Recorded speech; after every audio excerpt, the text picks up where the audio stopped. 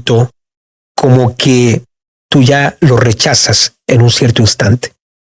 Entonces les ayudo también a ellas que haya un momento para enseñar y también haya un momento donde acentúan de una forma fuerte o con denuedo ese cierto punto, que haya como un crescendo hacia ese instante donde voy a levantar mi voz para poder acentuar esa verdad que quiero recalcar.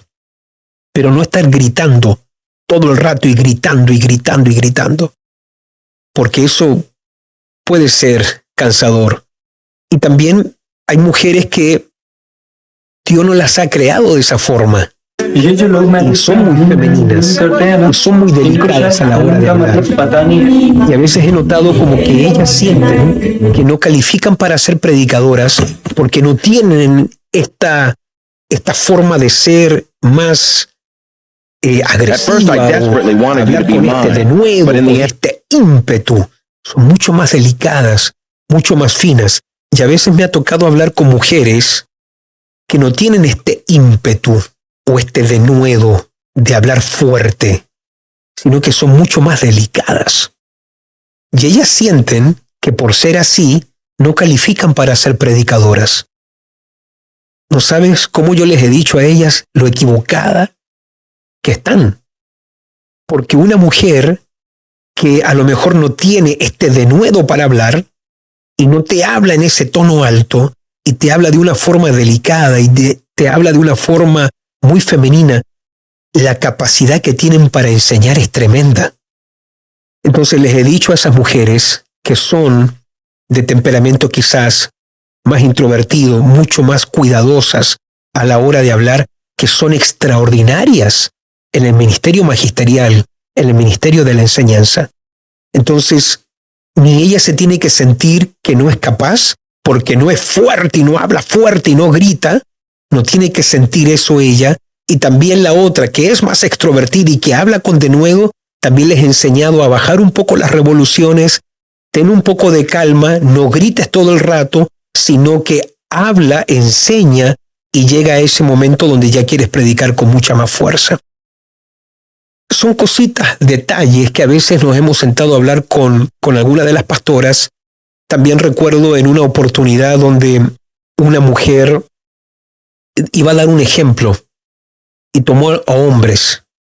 Recuerdo que estábamos tú y yo mirando esta conferencia y tomó esta mujer a hombres y quería dar un ejemplo, y los hombres representaban, no sé si eran camellos, lo que ellos representaban, algo representaban los hombres, y ella se iba sentando arriba de los hombres, y en ese momento algo nos chocó. Es decir, sacar a un hombre, usarlo como un ejemplo, y como mujer yo sentarme. Claro, ellos representaban camellos, se ponían como en cuatro patas, como que fueran animales, y ella se iba sentando en cada uno de estos hombres. Las espaldas de ellos. En las espaldas de ellos, para especificar más, se sentaba en las espaldas de ellos y iba dando un ejemplo. Pero algo no era correcto en ese ejemplo. Algo no estaba bien. También algo que yo le digo a las pastoras que nunca se debe hacer, nunca resaltar la debilidad de su esposo en una predicación. Es decir, no importando lo equivocado o lo malo que tu esposo haya hecho algo, una esposa nunca públicamente ni exhorta, ni corrige, ni saca a luz una debilidad de su marido. Obviamente el hombre con la mujer tampoco, pero como que hoy con estas corrientes de feminismo me ha tocado estar en conferencias, me ha tocado oír muchas cosas, me toca viajar por muchas partes del mundo, en Latinoamérica, Estados Unidos, Europa, y tristemente me ha tocado ver cómo la mujer se ríe de algo de su marido. Y el hombre después, bueno, se levanta, le toca a lo mejor a él decir algo, y bueno, él se nota que quedó muy incómodo, el hombre queda un poco, no sabe cómo tratar con esa situación, porque el hombre nunca debe ser ni corregido por su esposa públicamente, ni tampoco ridiculizado por su esposa públicamente. Si hay algo bueno que la mujer hable de sí, también yo le diría al hombre exactamente lo mismo. Ningún hombre debería ridiculizar a su esposa, pero eso no se ve muy común. Es más común que quizás la mujer diga algo en estos días. Y como que se acepta más, como que no se ve tan triste o tan drástico. Sí, a la mujer se le van a aceptar muchas más cosas hoy por estas corrientes, que pueda decir cosas que si el hombre las dijera serían tomadas, no, qué terrible, cómo este hombre pudo decir eso, cómo este hombre pudo decir aquí y allá.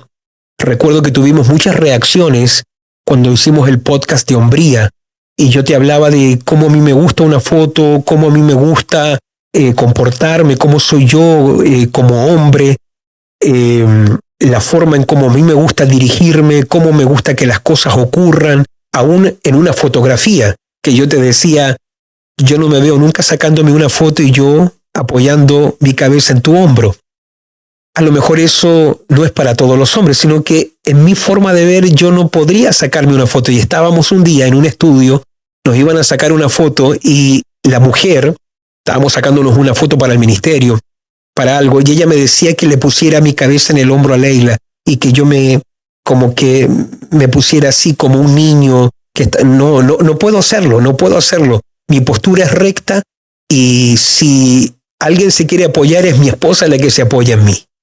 Recuerdo que dije eso en uno de los podcasts, tuvimos muchas reacciones, a muchas mujeres no les gustó, a mucha gente reaccionaron frente a eso, algunos nos escribieron por privado, hubieron mujeres que reaccionaron negativo frente a eso, pero si fuera una mujer que dijera, no, yo no puedo estar acostada en el hombro o reposar mi cabeza en el hombro de mi esposo porque a mí me gusta así, o uno diría, wow, qué mujer más valiente, esa mujer es un líder, porque a la mujer se le dejan pasar un poco más de cosas. Bueno, volvamos al punto de el feminismo en el ministerio y también la mujer de Dios femenina. Yo creo que es algo importante y ahí uno tener mucho cuidado de no pasar ciertos límites. Quizás también vamos a tener algunas respuestas, algunas reacciones frente a esto. A lo mejor hay mujeres que me van a escribir, o ministros, o pastores, o pastoras que van a responder frente a esto, que a lo mejor yo estoy equivocado en ciertos puntos. Obviamente siempre estoy abierto a ser correspondido y corregido en ciertas cosas, pero bueno, no quiero decir y no hablo nada de esto con la intención de dañar, sino que esto es lo que yo enseño dentro de nuestro ministerio y yo sigo creyendo que hay ciertas cosas, hay ciertos límites que nosotros debemos respetar. En estos días, por ejemplo, escuchaba una pastora que gritaba y comenzó a gritarle a los sugieres, a los hombres, y por qué se mueven tan lento y muévanse más rápido y que se tienen que mover. Inmediatamente pierde algo la mujer allí, ¿viste? A lo mejor la mujer está empleando y está usando su autoridad, está empleando su poder, no sabe cuánto lo pierde en ese instante. Y también esta era otra cosa que te quería decir hace un momento atrás, escuchando pastoras, y con esto es lo que nos sentamos a hablar con algunas de ellas. Estaba en una conferencia y yo escuchaba a la pastora decir, sí, gracias a Dios, yo tengo un esposo que hace todo lo que yo quiero. Y ya la primera vez pasó bien. Y bueno, decía ella, y cuando yo quiero algo, él lo hace, y cuando él no lo quiere hacer, los hombres son tan predecibles que yo ya tengo la forma en cómo lo muevo para que él haga lo que yo quiera. Como es mujer, eso pasa, wow, qué lindo, qué tierno, qué hermoso. Imagínate un hombre diciendo algo así. Tengo una mujer que cada vez que yo quiero hacer algo, ella hace todo lo que yo quiero. Y cuando ella no quiere hacer lo que yo quiero, yo encontré la forma de manipularla para controlarla y para que ella haga lo que yo quiero. Sería algo muy terrible, ¿viste? Entonces, uno no puede pensar como mujer que puedo decir ciertas cosas y que esto no van a tener sus consecuencias. Entonces, cuando yo miraba a este hombre, se notaba lo incómodo que el pastor estaba. Estaba en una situación incómoda y ningún hombre quiere quedar en público como el hombre que todo lo que la mujer dice o pide, él es el sirviente de ella. Entonces la mujer tener un poco de cuidado, tener esta prudencia, la mujer prudente, la mujer sabia, la mujer de Proverbios 31, que tiene un tremendo liderazgo. Ser femenina no significa estar en casa todo el día lavando, limpiando y cocinando. Cuando tú miras la mujer de Proverbios 31, es sumamente femenina, pero también es empresarial, tiene liderazgo, cuida la casa, cuida a sus sirvientes, procura que haya alimento. Es una tremenda líder, pero no ha perdido ese ADN, eso que Dios puso dentro de ella. Y fíjate cómo cuando Nabal no quiere ayudar al rey, o a David, en ese momento no era rey todavía, con las provisiones que le estaba pidiendo, y hace todo lo opuesto, se burla, se ríe de David. David decide vengarse, pero Abigail, ella entiende que ella tiene que hacer algo distinto, y va en búsqueda, va y le sale al encuentro a David, con palabras sabias, delicadas, con provisiones. Y esta mujer pudo apaciguar la ira de David, que venía con su ejército para destruir a este hombre con toda su familia. Pero mira lo que hace una mujer prudente con su feminidad. Apaciguó la ira de un hombre guerrero. Y este hombre, David, no solamente le apaciguó la ira, sino que se enamoró de ella también y terminó siendo su esposa. Fíjate el poder que hay en una mujer femenina. Qué hermoso cuando uno sabe operar en aquello en lo que Dios a ti te dio. Y por eso todos estos puntos son muy claves hoy, y también las mujeres del ministerio le pueden sacar mucho provecho. Claro. Como esta ola de feminismo está realmente denigrando para mí a la mujer completamente, y todas nuestras fortalezas la están menguando para tratar de ser igual que el hombre, igual de masculino, igual de varonil, que en el fondo nunca vamos a llegar a ser porque somos completamente diferentes, pero y a la misma vez también haciéndonos caer en esta trampa del feminismo actual. Son temas de que hablar y conversar mucho, es algo que también lo hacemos en casa. Tú les das consejo a nuestras hijas, tenemos 2 hijas en casa, y hablamos sobre este tema, y tú les hablas mucho y les das consejos sobre cómo ser ellas. Sí, a veces sale el tema de en qué se fija un hombre de Dios en una mujer. No solamente lo que se fija en un hombre, sino que un hombre de Dios, cómo y qué cosas son las que él mira. Y a veces me siento con mis hijas, me siento con Madeleine, me siento con Kate, tú también estás allí, y conversamos estos puntos. A veces son delicados porque alguien que nos está escuchando puede sentir algún tipo de condenación de algunas cosas que quiero decir, pero no, nunca en mí hay un deseo de condenar a alguien por algo que hace o no hace, tiene o no tiene. Y nada de lo que voy a decir ahora yo lo diría con ese fin, obviamente.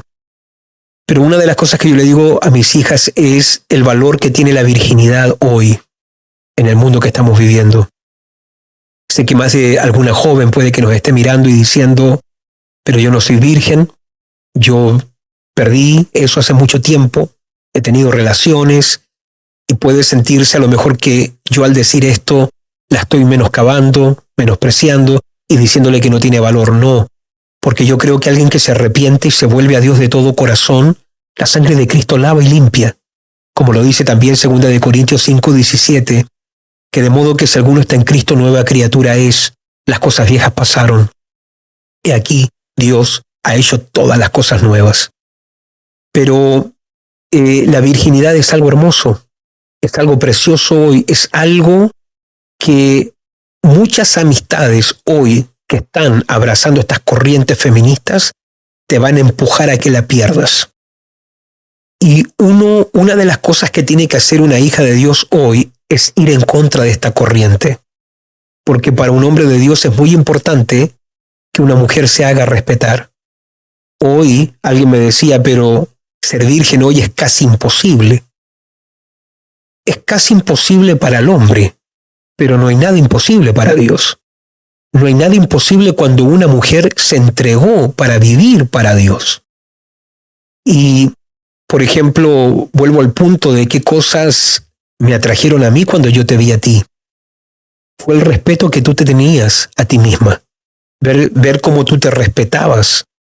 Verte cómo tú ponías distancia a los hombres. Cómo tú cuidabas tu persona. El celo que tú tenías, no solo de ti misma, sino que el celo que tenías de Dios, que estaba en tu vida. Y eso a mí me atrapó y me llamó mucho la atención, el cuidado, el celo que tú tenías de tu persona. Y eso es muy importante hoy porque un hombre de Dios se va a fijar en una chica que obviamente es seria en las cosas que respectan el reino y el llamado y la santidad, porque ningún hombre va a sentir atracción por una joven que está un día con un muchacho, otro día con otro muchacho y anda de muchacho en muchacho porque está disfrutando la vida. Créeme que hay mucho de eso aún dentro de las iglesias y dentro de corrientes cristianas hoy. Chicas que tienen que probar y están teniendo estas relaciones sexuales, asisten a la iglesia, levantan las manos, adoran a Dios, pero están a la misma vez teniendo relaciones que son equivocadas. Entonces yo le digo a mis hijas que se cuiden en esa área porque un hombre va a valorar, un hombre de Dios sabe cuando está frente a alguien que se valora a sí misma. Ser virgen es un respeto a ti misma. Y ahí yo también te diría, ten mucho cuidado, jovencita, porque las jóvenes saben eso, las chicas saben eso, que hay valor en ser virgen. Pero una amistad tuya que ya no es virgen va a empujar a sus amigas que no, una chica que ya no es virgen va a empujar a sus amigas que sí son vírgenes a que también lo pierdan. Y yo le decía en estos días a unas jovencitas que tuvieran cuidado porque no todas tus aparentes amigas son amigas de verdad. Y una amiga que te empuja a tener relaciones sexuales porque ella ya no es virgen, esa no es una amiga, esa es una enemiga. Y tú debieras cortar, le decía yo a unas jovencitas, deberías cortar tu relación con todo tipo de amigo o amiga que te lleva a ti a ensuciar, a no vivir en santidad y a no vivir para Dios. Es decir, no debería haber ni pensamiento alguno, es decir, esta persona me está induciendo al pecado, entonces yo debo cortar. Y aquí hay que tener mucho cuidado porque las jovencitas, una vez que perdieron su virginidad y están con una chica que es virgen, yo me he dado cuenta de esto a través de los años, cómo la presionan y cómo la empujan y la hacen sentir mal para que también pierda la virginidad y ahora pueda ser parte del grupo de estas chicas que no se han podido cuidar. Ahora, yo vuelvo nuevamente a este punto. Si usted por alguna razón en esta área falló, Cristo te lava, Cristo te limpia, Cristo te da una oportunidad, pero de ahí en adelante vuélvete en una joven que se respeta, es decir, estarte arrepintiendo para volver a hacer lo mismo y luego arrepintiéndote para nuevamente seguir haciendo lo mismo, ya eso no es ni valorar a Dios, ni mucho menos respetarte a ti misma. Entonces, cuidarse un poquito en esa área. Otra cosa que yo le hablo mucho a mis hijas es algo que es muy común hoy, y lo veníamos hablando tú y yo en el auto sobre los tatuajes. Es impresionante aquí en Suecia, como en Latinoamérica y en Estados Unidos, cómo las mujeres se están tatuando. Y tú me decías algo muy interesante hoy. Claro que quizás la generación de hoy no sabe, cuando yo era pequeña no se veían tatuajes. La persona que tenía tatuaje era el delincuente que venía saliendo de la cárcel, que se había hecho un tatuaje, una marca adentro en la cárcel. El otro grupo de personas que tenía tatuaje era el hombre que trabajaba en los mares, un marinero. Era muy escaso. También las personas que eran parte de ciertos grupos de pandillas, era algo muy raro ver, y era algo muy varonil o muy de hombre. Y hablando sobre el tema del feminismo, hoy en día, claro, se está promoviendo entre la mujer de una manera excesiva, que a veces hemos visto más mujeres que hombres con tatuaje, pero en realidad era algo muy, muy de hombres. Y no todo el hombre, sino que algo muy, muy selecto. Y eso es lo que veníamos hablando, que la generación actual quizás no sabe eso. El origen de todo eso. Y quizás tiene otros orígenes más fuertes aún, el trasfondo. Pero por lo menos eso es la impresión que a mí me da ver un tatuaje en una mujer que quiere ser como el hombre un marinero, que quiere ser un hombre que viene de la cárcel, que tiene un tipo de criminalidad. Es con eso a que yo asocio el tatuaje. Y puede ser también de que eso la juventud de aún no tenga idea, y como mujer, quiero un tatuaje, ¿por qué? Porque el otro lo tiene, y porque el otro lo tiene, porque es una moda, y el otro lo tiene, y el otro, pero no sabe por qué en realidad, de dónde se originó eso, y es algo bien masculino en realidad. Y yo creo que el hombre y la mujer tenemos el mismo valor. Sí, no quiero tampoco que nos malinterpreten lo que hablamos. Tenemos el mismo valor ante Dios, el hombre y la mujer. Somos los dos iguales delante de Dios, no es uno más y menos. No porque yo soy mujer, Dios nos creó y somos menos. No, tenemos el mismo valor, pero no somos iguales. Somos completamente diferentes. Cada célula de nuestro cuerpo también lo muestra. La biología nos muestra que somos diferentes. Entonces, esta ideología de feminismo hoy, que quiere empujar, que quiere indoctrinar, que tampoco es algo natural, que yo veo que es una ingeniería social que se está metiendo en las escuelas, muchas veces no es ni siquiera en los hogares, pero a través de los medios de comunicación, a través de la televisión, de los medios de todo lo que nos influencia. Entonces uno puede creer, así debe ser, y no. Por eso uno tiene que cuidarse y ver los orígenes de Dios. Nosotros como hijos de Dios, como ministros, tenemos que siempre leer y poder ver a través del lente de la óptica de que Dios nos ha enseñado, y ver estas nuevas olas que vienen, que para mí no son nada bueno. Al contrario, están menguando el valor de la mujer, la están denigrando y nos están imponiendo algo que no es natural, que no es bueno. Pero sí, ese es el origen del tatuaje para mí. Hablando de eso, en estos días leí una encuesta, y no era para nada cristiana, pero una encuesta muy interesante donde más del 75% de los hombres no encontraban que era atractivo un tatuaje en una mujer. Y dijéramos que es un tatuaje y punto. Estábamos tú y yo en Latinoamérica, no voy a decir el país, estábamos caminando en un centro comercial y era impresionante para nosotros dos, para ti y para mí, ver la cantidad de mujeres tatuadas, los brazos, el cuello, tomada de la mano de un hombre sin tatuajes. Y vimos un caso y después vimos otro. Era impresionante ver mujeres tatuadas, pelo corto, tatuada, y no tengo nada en contra del pelo corto, lo quiero dejar claro, pero yo pensaba que eran dos hombres, pero no, era una mujer, y ella llevando al hombre, el hombre iba como atrás, ella tatuada entera, no se veía nada bien. Y yo le acostumbro a decir a mis hijas también que un hombre de Dios, cuando ve a una mujer tatuada, no dice, wow, ahí hay una esposa, ahí hay una madre para mis hijos. No es lo que un hombre de Dios va a sentir. Y en esta área también lo hemos hablado con chicas de nuestra iglesia, chicas que han llegado de un mundo muy duro, muy fuerte, llena de tatuajes y cosas, y me han hecho la pregunta a mí, ¿qué opino yo al respecto? Yo nunca estoy dando mensajes ni condenativos. Si ustedes escuchan mis prédicas en YouTube, si oyen los temas, yo nunca estoy condenando a la gente, yo no me estoy enfocando en la vestimenta y diciéndole a la gente cómo tiene que comportarse, cómo tiene que ser. Obviamente, si damos principios de santidad, el temor de Dios, tenemos muchos de esos temas, pero yo no le estoy diciendo a la gente cómo tiene que usar un pantalón, el vestido. Hay cosas que no son los temas que yo doy un día domingo, después vienen las cosas más prácticas en un discipulado, cómo se tiene que comportar un discípulo, un obrero, etc. Pero yo les decía a estas chicas, si tú sientes de sacártelo, hazlo. Si tú crees que debes sacarte este tatuaje, hazlo, porque así como invertiste dinero para ponértelo, y si te hace sentir que esto ya no cumple nada en mi vida hoy, y todo lo contrario, imágenes negativas, palabras atados a personas, a través de nombres que se escriben en los brazos, en la espalda.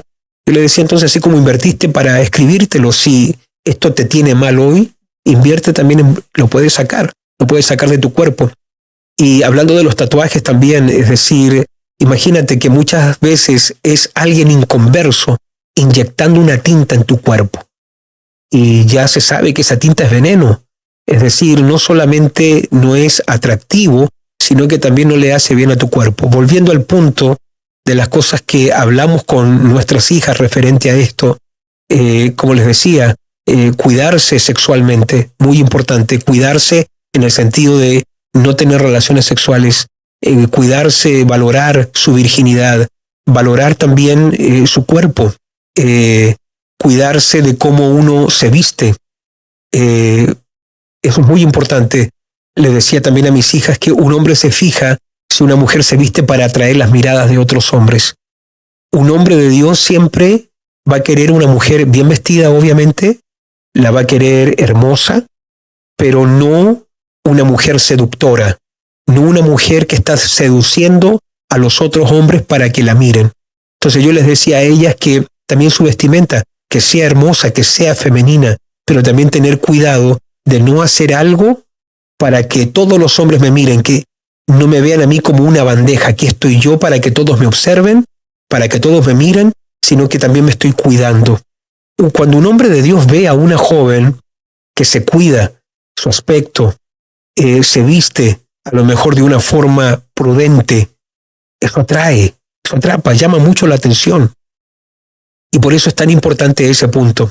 También yo le decía a mis hijas que nunca se dejen de cuidar físicamente, que siempre se esmeren por cuidarse, por hacer un ejercicio, que no sean ese tipo de mujer que ya como hoy estamos viendo que hay todo un mover donde el feminismo, por lo menos aquí en Suecia, la mujer, por ejemplo, ahora hay como, está viendo en redes sociales como un trend, una tendencia. Las mujeres feministas, ¿qué es lo que hacen? Se cortan el pelo, se tiñen el pelo de varios colores, se dejan crecer los pelos debajo del brazo y están teniendo esta tendencia de sacarse una foto con el brazo arriba y extendiendo la lengua hacia los pelos debajo del brazo, como que eso es poder, eso es fuerza. Mira lo que yo estoy haciendo, estoy yendo contra la feminidad. Y no se dan cuenta lo feo y lo destructivo que eso es. También veía en estos días unos padres que mostraban las fotos de sus hijas antes de entrar en la universidad y después terminando la universidad. Eran dos seres humanos totalmente distintos. Mujeres, niñas, hermosas, su pelo, bien arreglada, su vestido, cuando salían de la universidad llenas de aros, tatuajes, los pelos de diferentes colores, cabello largo debajo de los brazos, porque dentro del feminismo hoy se dice, ¿por qué me tengo que depilar? Eso es algo natural. Y me decían eso un día, es natural, los pelos debajo del brazo, sí está bien, pero entonces ¿por qué se tiñen el pelo de tantos colores? Porque teñirse el pelo de 3, 4, 5 colores, eso no es natural. Entonces para algunas cosas es natural, para otras no son naturales. Entonces tener un poco de prudencia en estos puntos. Y yo le decía a mis hijas que hay ciertas cosas que los hombres se van a fijar, pero si tú quieres que un hombre de Dios se fije en ti, hay ciertas cosas que él va a estar mirando. Y obviamente el servir a Dios. Ser femenina también involucra el servir al Señor. Nada es más femenino que una mujer que sirve, una mujer que está atenta a las cosas de Dios. Fíjate lo que fue la señal de que Rebeca era la esposa o era la mujer que calificaba para ser la esposa de Isaac. Una mujer que pudo dejar sus cosas para ir a atender los camellos del siervo de Abraham que venía en búsqueda de una mujer para el hijo de su señor. Y esta mujer se puso a servir, servicio. Una mujer que sirve a Dios, una mujer que está siempre sirviendo al Señor, es algo que también atrae mucho la atención de un hombre. Y si tú quieres como joven que un hombre de Dios te mire, todo hombre de Dios anda buscando una mujer que sirva a Dios con su corazón, con sus manos, con su tiempo. Así que estos son algunos consejos de cosas que a lo mejor, bueno, tú dirás, yo no estoy de acuerdo con usted, me han llegado muchos mensajes así, no estamos de acuerdo con usted, yo no comparto esto con usted, pero bueno, así es la vida, no siempre vamos a estar de acuerdo en todo, pero bueno, en este canal me quiero sentar contigo para darte algunos consejos. Quizás nadie te los dio y por eso no lo haces hoy. Hay gente que no tuvo estos consejos, nacieron en hogares o nacieron en familias que a lo mejor no tuvieron estos principios. Pero bueno, te dejamos estas cosas acá para que le puedas sacar tu mayor utilidad y que te puedan servir como un recurso para que puedas de alguna forma servir cada vez mejor al Señor. Y si algo he compartido, quiero dejarlo muy en claro, si he dicho algo que ha herido, si he dicho algo que te ha molestado y a lo mejor te ha hecho reaccionar negativamente, no estoy de acuerdo, bueno, en mí nunca está la intención de dejar en ti un sentimiento de condenación. Todo lo contrario, como te he dicho, si han pasado cosas en tu vida que a lo mejor fueron tristes, negativas, pecados del ayer, bueno, hay en Cristo siempre una nueva oportunidad. Y si viviste de una forma desordenada ayer, y hay cosas que a lo mejor te avergüenzan cuando piensas hoy, las cosas que a lo mejor hiciste, bueno, la sangre de Cristo te lava, te limpia, y cuando te lava y te limpia esa sangre, te hace una nueva criatura, pero también no sigas en los caminos del ayer. Si te avergüenza lo que hiciste ayer, entonces cambia de caminos, camina en las cosas de Dios, sirve al Señor, dedícate a Dios, sírvelo con todo tu ser y que eso sea tu vida y que sea lo más importante para ti en este tiempo y por todos los años que tienes por delante. Así es, creo que ya hemos terminado por este podcast. Hemos hablado de un tema muy actual, el feminismo versus feminidad, y hay mucho que hablar, lo dejaremos para la próxima vez. Muchas gracias por estar con nosotros, nos despedimos desde aquí.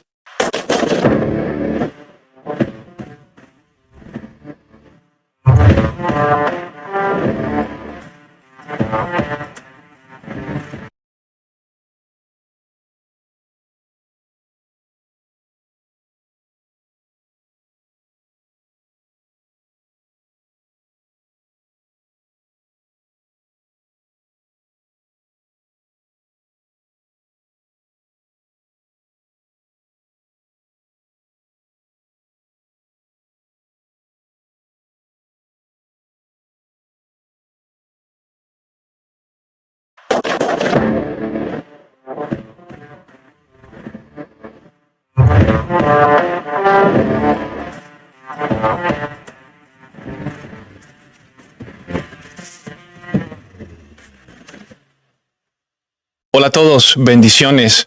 Sean muy bienvenidos al podcast de Rodolfo Rojas. Mi nombre es David García, pastoreo la iglesia de IMC Karlstad aquí en Suecia.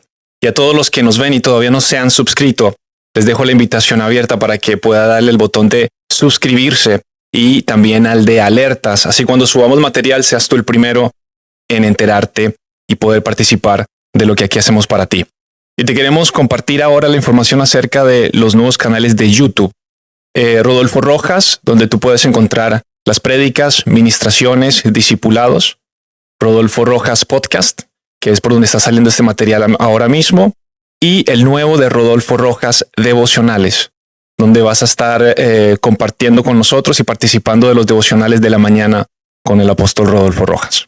Sea muy bienvenido, Rodolfo Rojas. Estamos aquí muy honrados, muy bendecidos. Gracias por tenerme el día de hoy acá con usted. ¿Cómo está usted? Muy bien, gracias a Dios.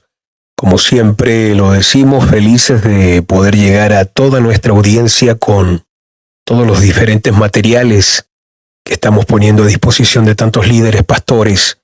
Y como siempre lo digo, y bueno, estábamos hablando recién, pastores que me han escrito mucho, necesitamos más podcast.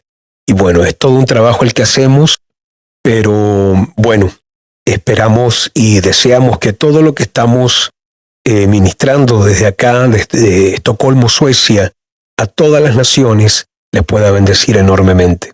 Y como siempre lo decimos, que por favor la gente comente, comparta estos podcasts para que pueda llegar a una mayor audiencia. Maravilloso, maravilloso. Así que también se me pasó y creo que vale la importancia de recalcarlo, y es que estamos por Spotify. También a la gente que también participa de esa plataforma, estamos ahí, estamos subiendo todo el material que va a ser de mucha bendición para ustedes. Y el día de hoy nos trae un tópico bien especial: liderazgo y el ministerio quíntuple. Así es. ¿Qué es el ministerio quíntuple y por qué es tan importante para la iglesia el día de hoy? Bueno, cuando hablamos de el ministerio quíntuple, aunque Efesios 4:11 no nombra ni escribe la palabra quíntuple. Se está refiriendo a los 5 dones que Jesucristo le deja a la iglesia. 5 gracias, 5 unciones. Son lo que llamaríamos como la mano de Dios a través de la cual Él forma, activa y equipa a su iglesia. Y tenemos estos 5 dones que son muy claros, que es el apóstol, el profeta, el evangelista, el pastor y el maestro. De hecho, la palabra de Dios nos enseña que hay diversidad de dones, pero el Espíritu es el mismo. Hay diversidad de ministerios, pero el Señor es el mismo. Hay diversidad de operaciones, pero Dios, que hace todas las cosas en todos nosotros, es el mismo. Y podemos notar cómo existen diferentes formas como Dios manifiesta sus dones, sus ministerios, sus operaciones. De hecho, tú puedes notar que en 1 Corintios 12 tenemos los dones del Espíritu Santo, que son 9. También en Romanos capítulo 12 tenemos 7 dones que pudiéramos decir que son las operaciones del Padre: el don de servicio, enseñanza, profecía, dadivosidad, liderazgo, misericordia, etc. Pero luego tenemos los dones de Jesús, los regalos que Jesús le deja a la iglesia. Y creo que estos 5 son también la forma en cómo Dios trae gobierno, orden y administración para edificar a la iglesia, pero desde adentro, para que después sea efectiva en lo que tiene que ver la gran comisión especialmente. Pero estos dones que el Señor dejó, la Biblia es muy clara que existen para la edificación, para perfeccionar, y creo que podemos hablar un poco más de eso ahora, pero son 5 gracias, 5 dones que el Señor ha dejado como regalo. Y creo que ninguno necesariamente es quizás el más importante, pero todos cumplen una función. Y obviamente en estas funciones que cumple cada uno, la idea de Dios es que sean como un equipo que nos ayudan a poder edificar la iglesia, especialmente desde adentro. ¿Cuál es la función y el propósito de estos ministerios, para ser un poco más específicos a la hora de ver la iglesia como una estructura, como algo que tiene que ser funcional? Sí.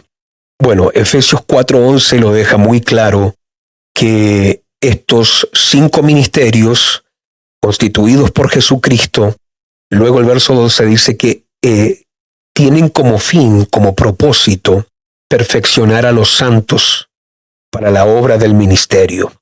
De manera que la primera razón, el primer propósito de por qué Dios delega o entrega estas 5 gracias es para que podamos perfeccionar. Y la palabra perfeccionar ahí es también equipar, capacitar, colocar a cada creyente en su lugar.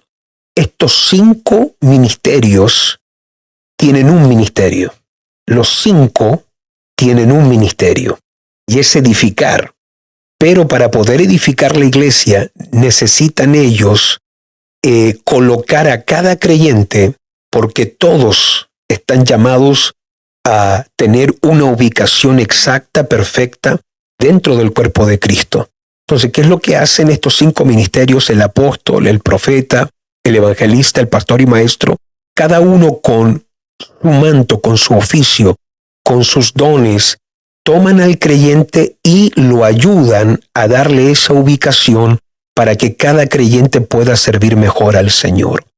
La palabra ahí que el apóstol Pablo usa, perfeccionar, me parece que en el griego es katartismos, que también significa ordenar, también significa colocar algo o ajustar algo en el lugar propicio.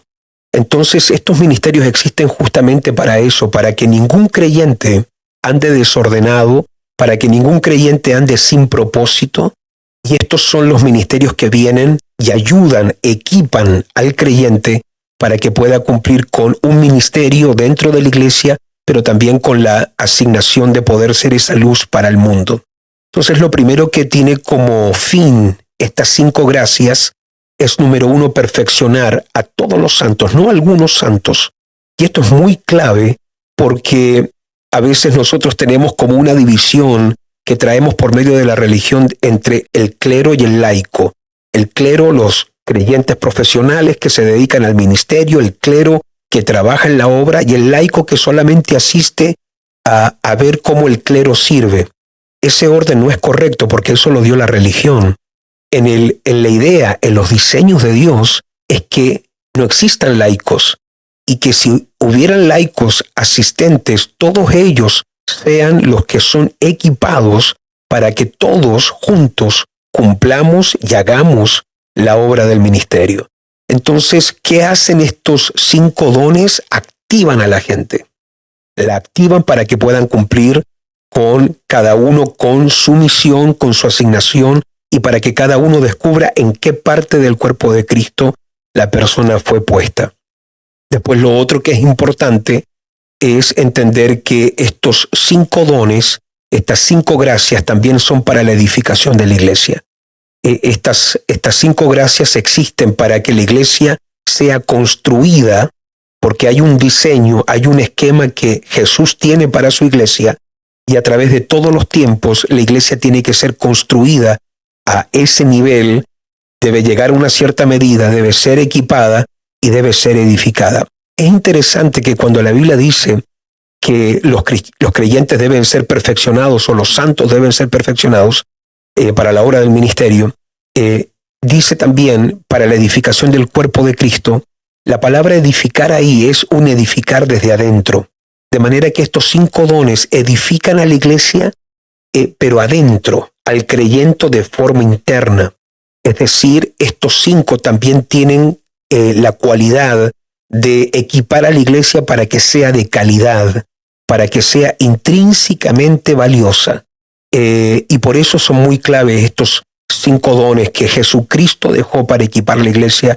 Y luego tú vas a notar que también el verso 12 te habla de 3 aspectos más, que es llevar a toda la iglesia a la unidad de la fe, al conocimiento del Hijo, y también para que todos lleguemos a la medida y a la estatura de Cristo. De manera que yo noto que estos 5 dones tienen básicamente 5 propósitos.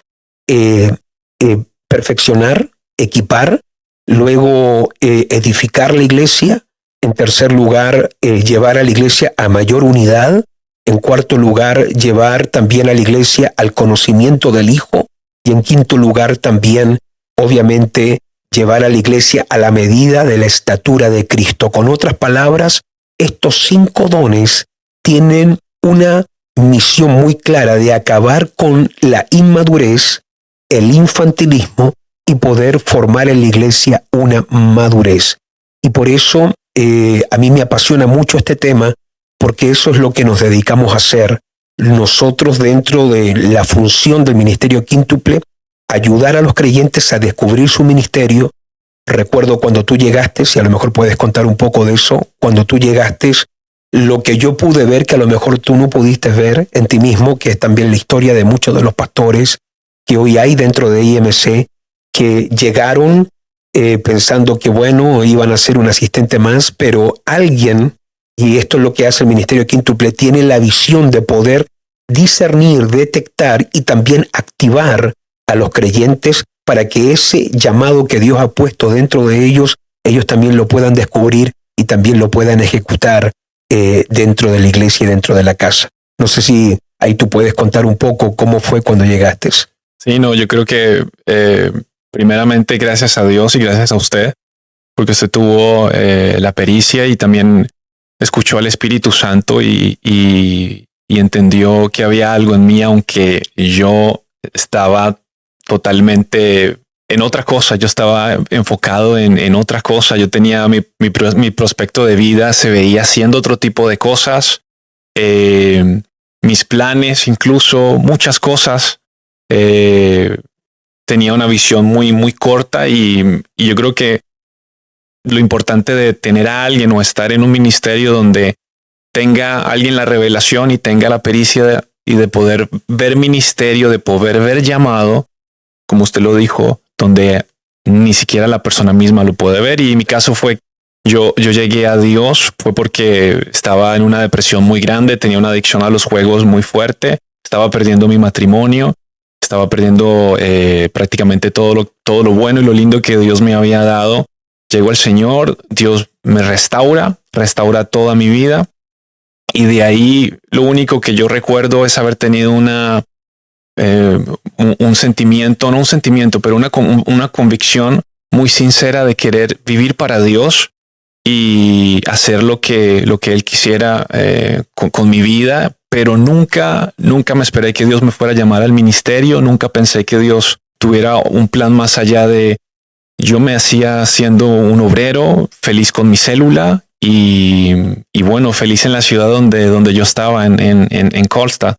Pero Dios le habló a través de usted y durante todo este tiempo también veo cómo usted cree en nosotros, ha creído en nosotros, en mi esposa y en mí y ha sido maravilloso ver que el plan de Dios sobrepasa toda perspectiva humana, todo plan humano, incluso toda meta y todo objetivo a largo plazo. Así que muchísimas gracias. Aprovecho esto para darle las gracias a usted y para darle las gracias también al Señor y saber de que Dios va acomodando y Dios va eligiendo Él mismo, Jesús mismo, como usted en estos días nos ministraba. Jesús mismo va llamando y va trayendo y va formando y va al mismo tiempo preparando a las personas a los que Él ya predestinó. Y eso es parte de lo que hacemos dentro del trabajo y la misión que tenemos. Creo que nosotros que estamos operando dentro del Ministerio Quíntuple, una de las cosas que poseemos es una visión no solo más amplia, sino más profunda, que nos permite ver qué es lo que Dios ha puesto en el corazón de la persona. Y por causa del llamado que yo he visto que tú tienes, es por eso que yo cada cierto tiempo te empujo a algo nuevo. Por ejemplo, yo sé que a lo mejor suena la palabra empujar un poco fuerte, pero yo sé que es la única forma en cómo yo puedo ayudar a todas las personas que yo le veo llamado ministerio.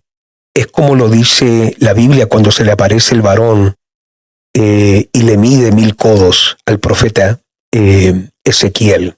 Y de la agua a los tobillos lo lleva a las rodillas, luego de las rodillas a la cintura, y luego después de la cintura ya a nadar en aguas profundas. Y eso es lo que yo me dedico a hacer, a tratar de medirle a la gente para que vayan entrando mucho más adentro en aguas más profundas a nivel ministerial. Y por eso, por ejemplo, cuando fuiste llamado al ministerio, y lo que tú dices es muy crucial, muy importante, porque muchas veces la gente que es llamada al ministerio es gente que le llega esa noticia de forma sorpresiva porque no es algo que han buscado, no es algo que han anhelado, no es algo que ellos han peleado por tener, sino que les llega como una sorpresa. Y recuerdo cuando reconocimos en ti que estaba ese oficio pastoral, pero después también te fuimos llevando a más cosas, ministrar en encuentros. Recuerdo cuando te di la noticia de que tenías que trabajar conmigo aquí en el podcast. Ahora en estos días yo también te pedí que vinieras a predicar a nuestros cultos que tenemos en Estocolmo. Y yo sé que todo esto que yo te motivo a hacer, quizás puede sentirse hasta un temor cuando te llega una llamada mía o cuando yo te digo vas a hacer esto o te envío a hacer algo, porque parte de lo que nosotros hacemos es mover a la gente y sacarla de su zona de comodidad, porque es la única forma que nosotros podamos desarrollar en las personas ese ministerio, ese potencial que nosotros vemos. Y por eso creo que el Ministerio Quíntuple son ministerios que lo que deben hacer es activar justamente a los creyentes. Eso es lo que hemos hecho con todas las personas, aún con aquellos que están aquí en el estudio en este momento. Creo que ninguno de ellos y otros que no están acá, hubieron momentos donde ellos no vieron el potencial que tenían, pero nosotros con Leila lo vimos. Yo sé que hay personas que hoy son pastores en IMC, que cuando yo les dije que ellos cargaban una unción o un llamado pastoral, ellos quedaron en shock porque nunca pensaron que Dios les podría confiar a ellos algo así.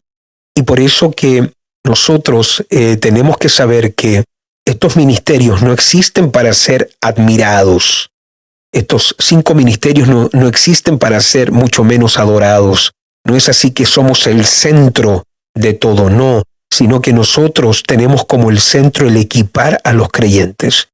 Y por eso cuando hablamos del ministerio quíntuple, hay algo muy importante que tenemos que entender, porque quiero volver a tocar este punto sobre perfeccionar a los santos.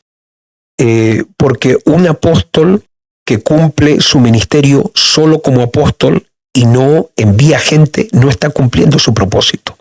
Un profeta que hace una reunión para que él profetice y la gente admira cómo él profetiza, tampoco está cumpliendo plenamente su tarea.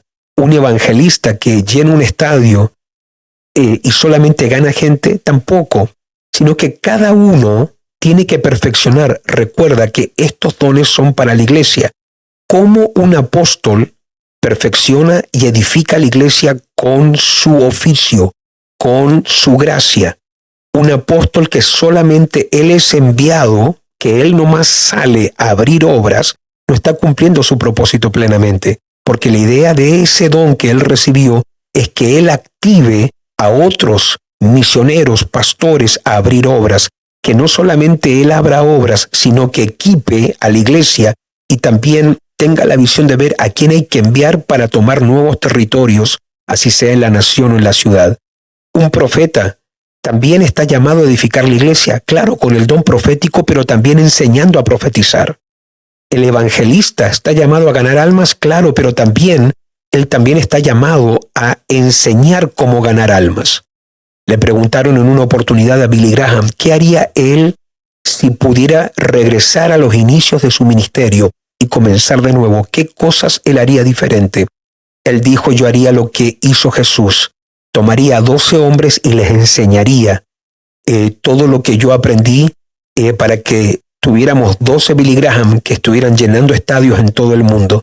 Entonces, la tarea de un evangelista no es solamente yo llenar un estadio, orar por los inconversos, hacer milagros, hacer prodigios, sino también equipar a la iglesia a que ellos puedan ganar gente. También tenemos al pastor. El pastor no tiene que solamente pastorear al nuevo, tiene que equipar a otros que le ayuden a cuidar la iglesia.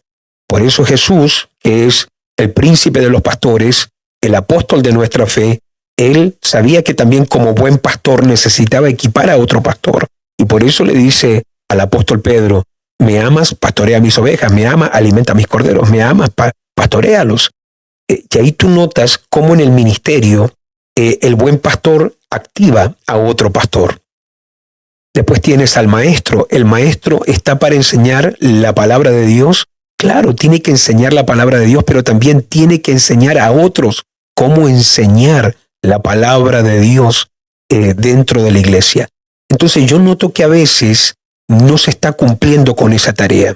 El apóstol no está enviando, el profeta no está enseñando a profetizar, el evangelista no está enseñando a ganar, el pastor no está enseñando a cuidar y el maestro no está cumpliendo la tarea de enseñar a otros cómo ministrar la palabra. Entonces tenemos que recordar que estos 5 dones, estos 5 regalos existen primeramente para ponerle herramientas en las manos a la iglesia.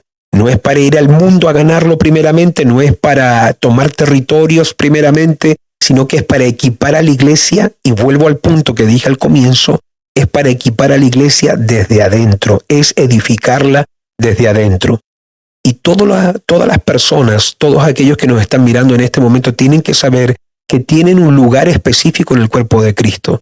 Y bueno, para eso están estos 5 dones, estas 5 gracias, y yo espero que toda la gente que están oyendo estos podcasts sepan que ellos deben tener una revelación y tienen que saber que el Señor los puso en un lugar específico del cuerpo de Cristo, y que si ellos hoy no saben a dónde yo pertenezco, cuál es mi don, cuál es la tarea en la que yo debo operar, para eso está tu pastor.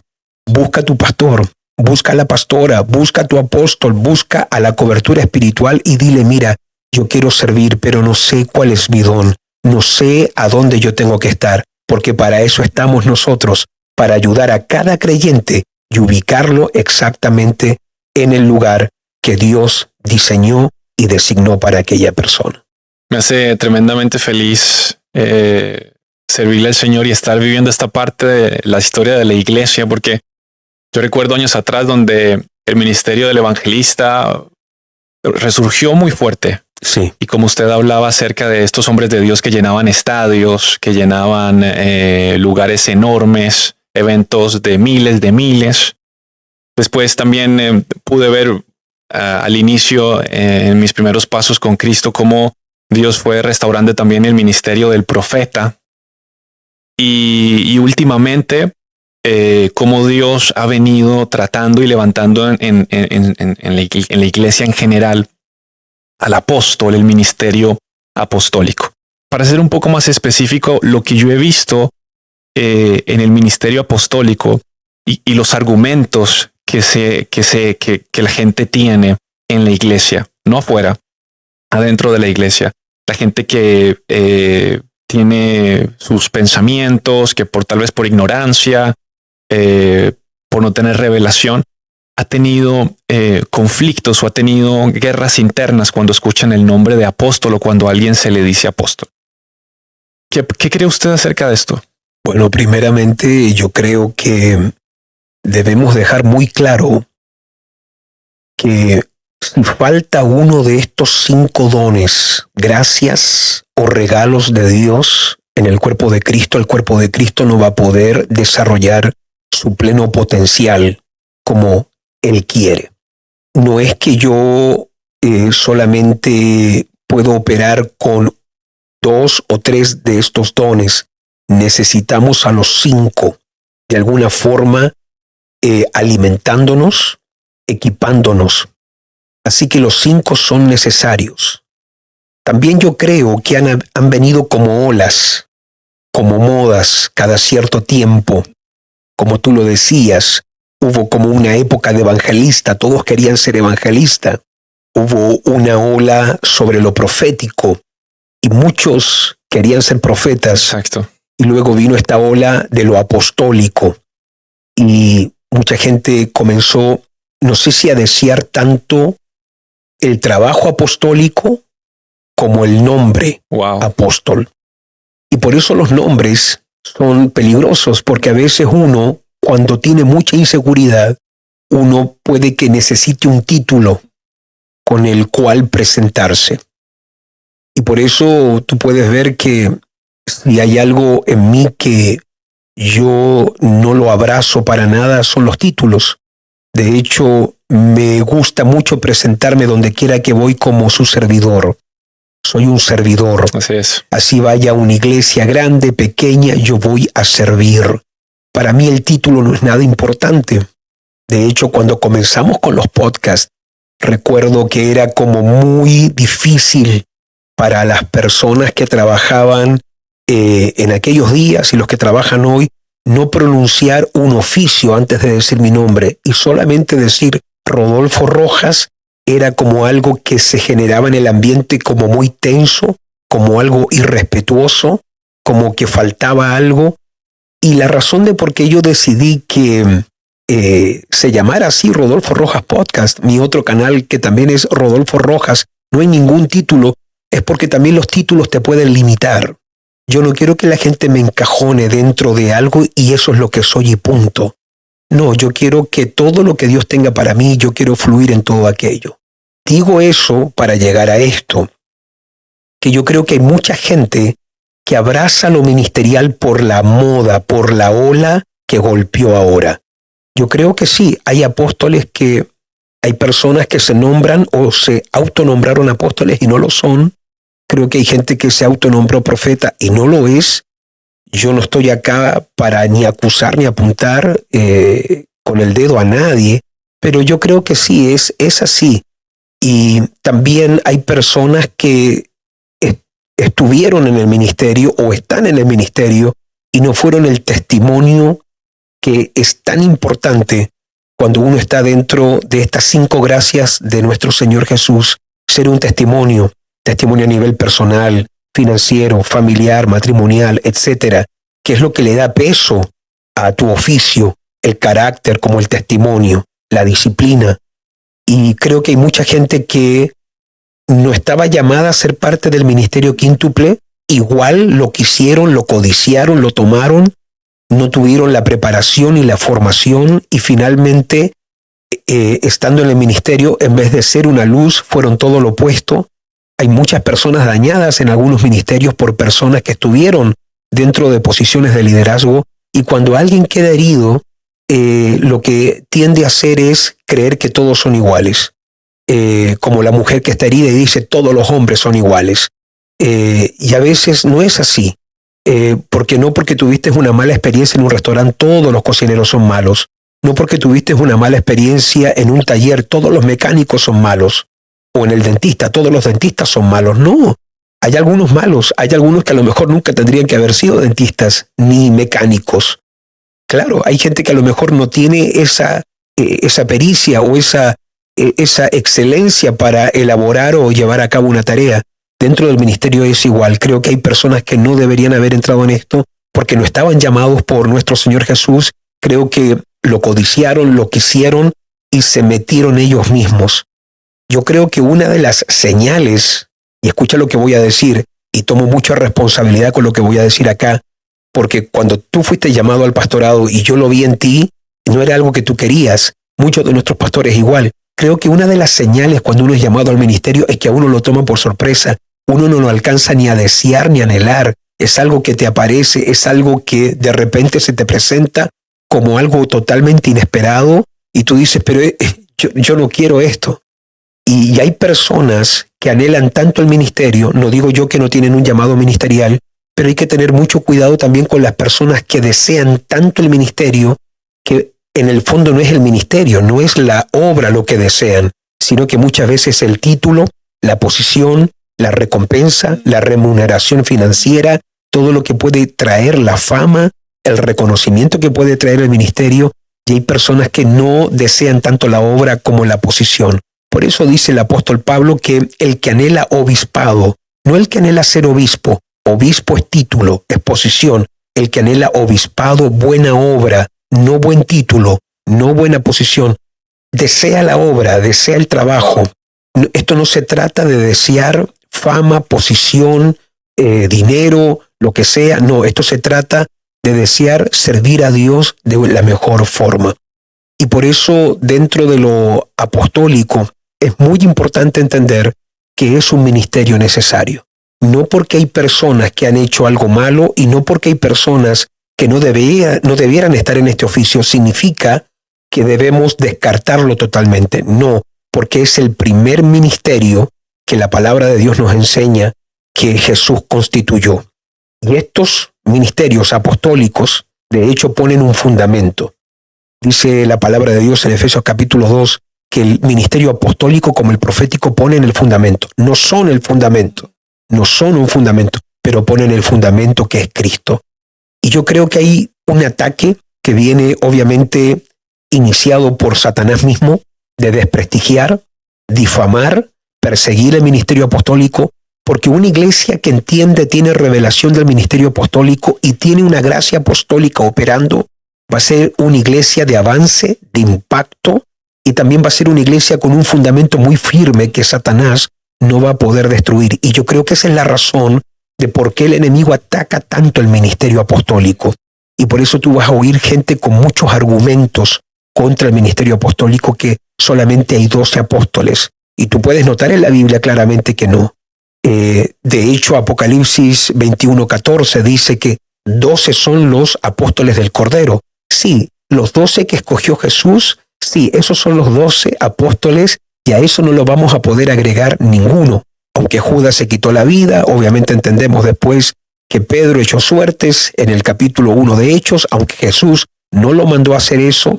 Tú notas claramente que Jesús dice, vayan y esperen la promesa del Padre, van a recibir poder cuando haya venido sobre vosotros el Espíritu Santo. Pero Pedro, le dio por buscar el apóstol número